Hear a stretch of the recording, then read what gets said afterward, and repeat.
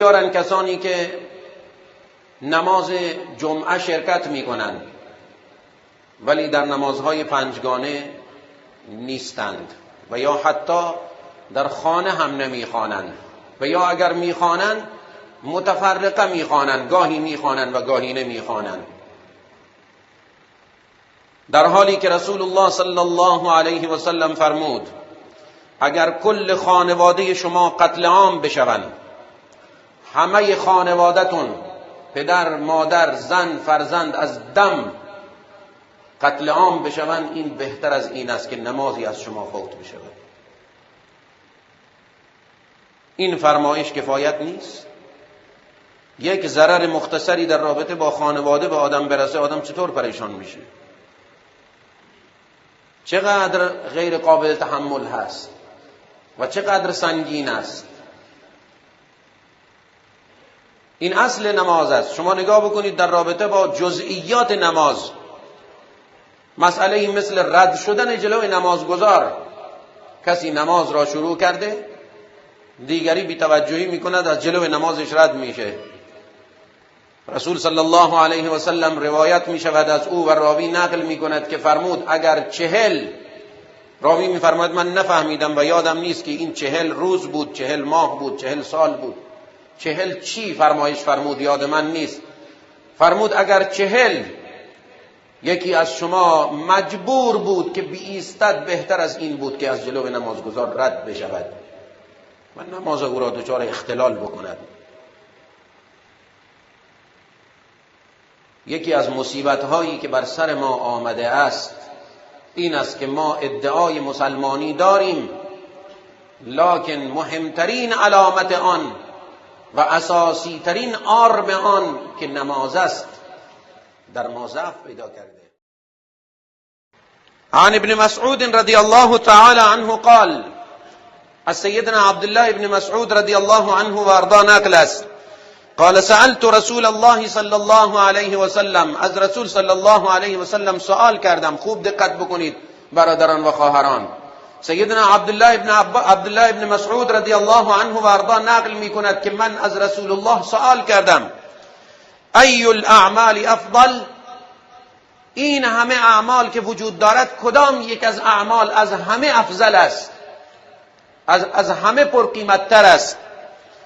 قال الصلاة على وقتها، فرمود نماز که سر وقتش ادا بشه. الصلاة على وقتها. قلت ثم ای، گفتم بعد از آن چه؟ قال بر الوالدین، فرمود نیکی در حق پدر و مادر. قلت ثم ای، گفتم سپس بعد از آن چه؟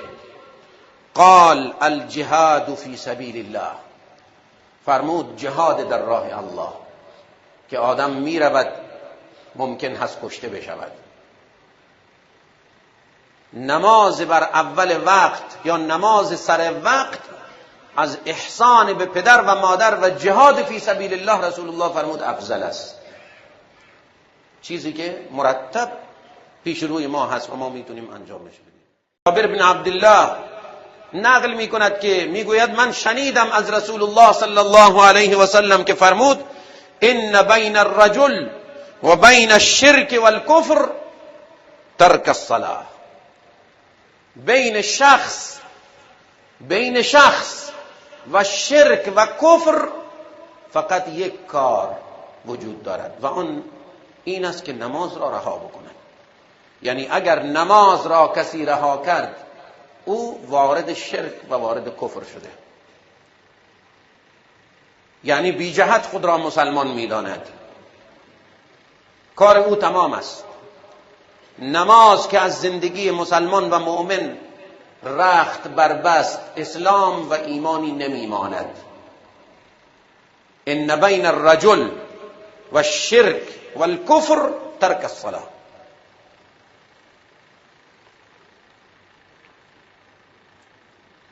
عن بريدة رضي الله تعالى عنه عن النبي صلى الله عليه وسلم، از سیدنا بريدة رضی الله عنه و ارضا نقل است که رسول صلی الله علیه وسلم فرمود العهد الذي بيننا وبينهم الصلاة.